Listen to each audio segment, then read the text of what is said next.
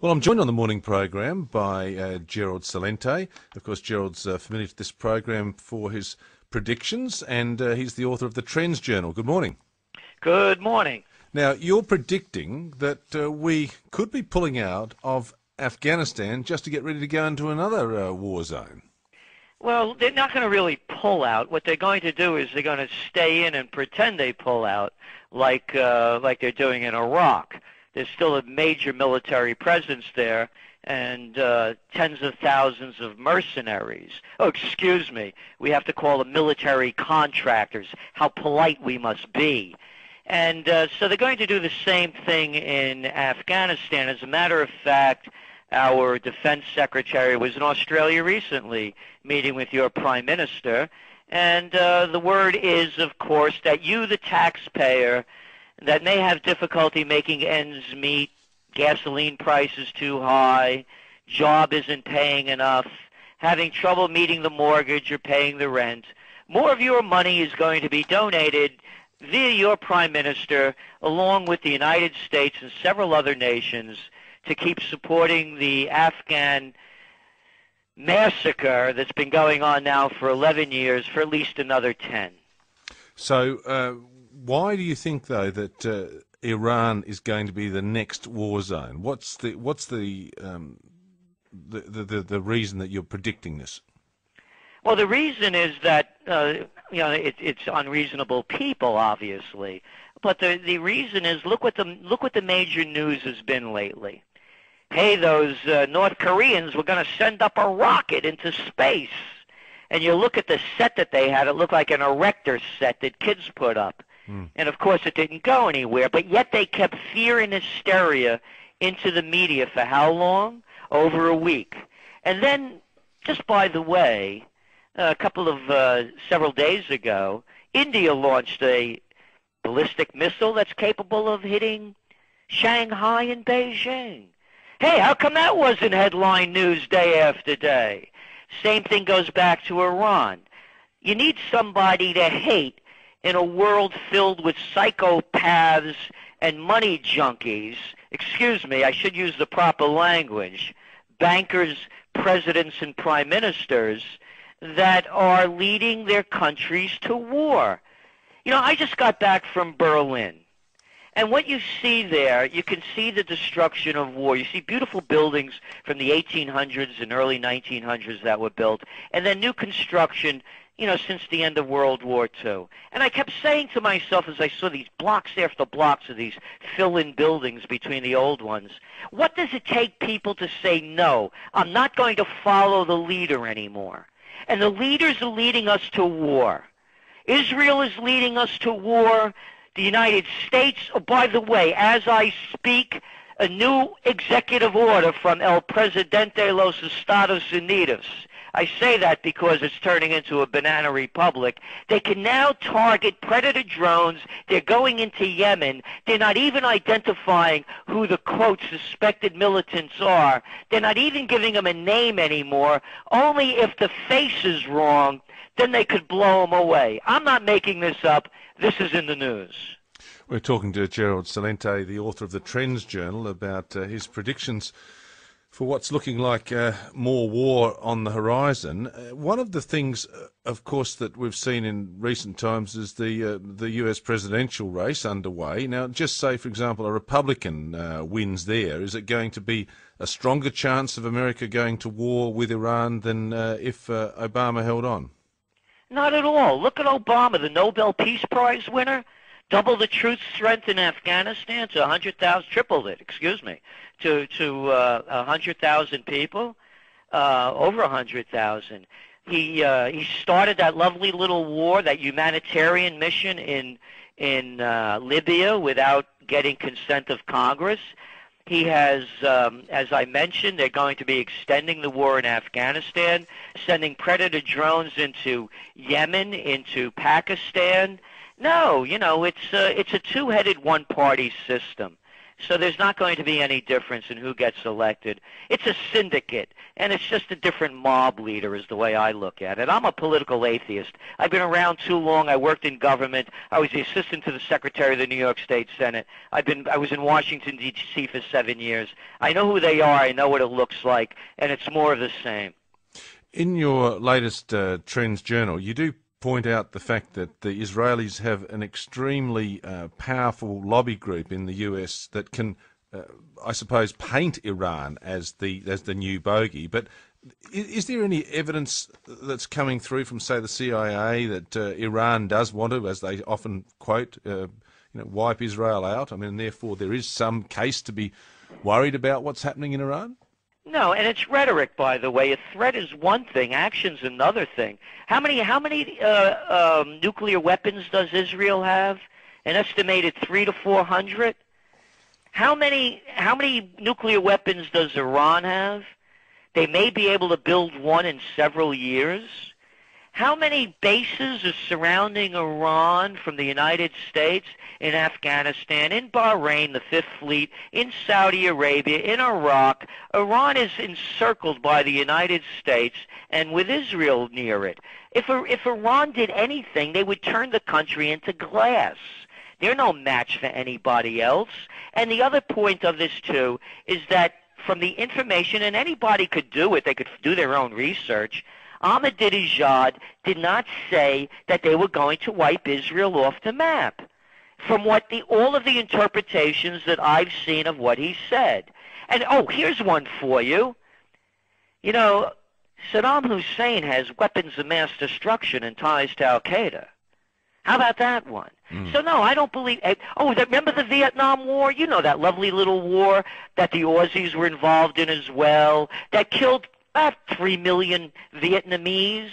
Oh, you remember the Gulf of Tonkin incident when the Vietnamese fired on the American destroyers?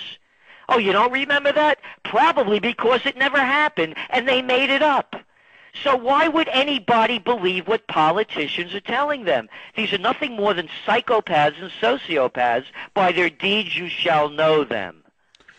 Is the old theory true then, that because America has built up a massive industry based around armaments, based around the building of weapons, that therefore if you've got all this there, you have to use it from time to time? So if you start withdrawing from Afghanistan, then you've got to find another place to use those weapons and keep the machine rolling along. Is that the way you see it? Let's listen to what a 5-star general, Supreme Commander of the Allied Forces during World War II, 2-term Republican President, Dwight D. Eisenhower, as he leaves office in 1960, he warns the American people at the height of the Cold War that the military-industrial complex is taking over the nation, robbing it of the genius of the scientists, sweat of the laborers, and the future of the children. This is what, who would go over to Eisenhower and say you're full of baloney? I mean, and then people just forget what this guy said. It's a takeover. Look, we lost $1 trillion, 5,000 men, hundreds of thousands ruined for life in the Iraq War, 1 million dead, built on false premises. Obama has escalated the Afghan war. Every couple of weeks there's a new atrocity, and they're blaming these soldiers for flipping out after they've done several tours of duty, fighting in a foreign-occupied land where the people don't want them, and then they say, well, this isn't the behavior that we should be exhibiting. Not the behavior. You taught these kids to hate the enemy. You've been bombing the hell out of them. You invaded a foreign country. And then the people that send them there, the generals, the politicians, they're exonerated, and the kids that lose their mind, they're persecuted. Well, Gerald Celente, at the end of the Vietnam War, there was a big movement for peace, and obviously the American people said that they'd had enough at that stage, and, I mean, peace did break out for a short time. Is it likely that at the moment, because we're seeing a similar situation, a lot of damaged men coming home, a lot of body bags coming home, that the American people will say, look, we don't want to go into another war zone just yet, thank you very much? Number one, I just mentioned President Obama involved the Americans in the Libyan war without even asking Congress. Number two, and I'm a Vietnam veteran, Vietnam age. You know, I was born in 1946. I was prime draft meat during those days. And the only reason that there were protests in the streets is because of the draft. There were no major protests with Afghanistan, no major protests with Iraq. When the people's lives aren't on the line and they could get poor kids to go do the fighting for them, or people that need jobs and join the service to get one, they don't care. There's no protest in this country. We're talking to Gerald Celente from the Trends Research Institute about his latest predictions. One of the things that we're seeing is the American economy really in probably the worst state it's been in for decades. Could that also then be a force in saying, well, look, we need this money to fix problems at home. We can't just keep spending, as you say, trillions of dollars on the military complex? Well, that's a very intelligent question. But you don't have intelligent people to ask that question to in politics. Of course. Look, we've spent over $13 trillion fighting the Cold War. Could you imagine what America would have looked like with $13 trillion? And we've probably spent more than that since, with making armaments that go into graveyards and sending people that go into graveyards with them. So, no, you're talking logic. And what politics is not logic. These are people, you know what the politicians are? They're the same people you couldn't stand in high school and college that wanted to be class president and head of the student council. The suck-ups, the brown noses, the glad-handers, the overly ambitious, the insincere. That's who they are. There's a word now. They call it career politicians. Could you imagine that? Someone who's never worked a day in their lives, that's been sucking off the public tit for most of their lives, and never really having to work for a living. All their expenses are paid, and they tell other people what to do. It's high school. That's all it is.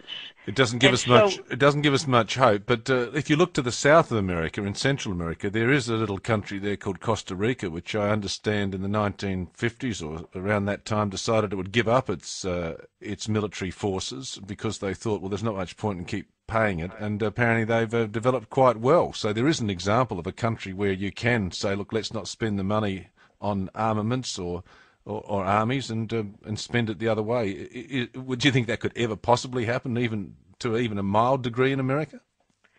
It could happen everywhere, but it's up to the people, not the politicians. You know that saying, when the student's ready, the teacher appears? Anybody that's really practiced at anything knows the difference between a mediocre teacher and a great one. When you're ready, that you find the teacher. When the people are ready, the leadership will appear. And the people aren't ready. You know, they're dancing with the stars. The Kardashians just signed a $40 million agreement with TV. You look at what's going on. We have a presidential reality show. It's no different than watching American Idol. So the people aren't ready. And when people have the courage, the dignity, the self-respect, the integrity to look at themselves and see who they are, then they won't tolerate it from other people. Again, you know, I'm amazed that we learn nothing from history, and history is merely repeating itself. It was the crash of '29, the Great Depression, currency wars, trade wars, World War, the Panic of '08, the Great Recession/Depression. There's a depression in Greece, a depression in Spain, a depression in Portugal, a depression in Ireland, a depression in England, a depression in Italy. There's a depression in Romania, Lithuania, Bulgaria, Hungary. There are a lot of depressions going on. And now we're looking at currency wars. I don't have to tell you folks over there. You know the problems that you have when your currency gets too high, and you can't export product. Same thing going on with Brazil. There are trade wars going on. Talking about Brazil again and the other BRIC nations, they're kind of angry that, you know, China is, and of course, one of the BRICS, but they're undercutting all their manufacturing. What happens after that? World War. World War is on the horizon. When I mentioned Portugal, Spain, Italy, Greece, UK, look at, last week, a week and a half ago, 100,000 people taking to the streets in Prague. Did that make the news? They call it austerity measures. It's class warfare. The economic systems are breaking down. And to get the people's minds off those problems, they take you to war.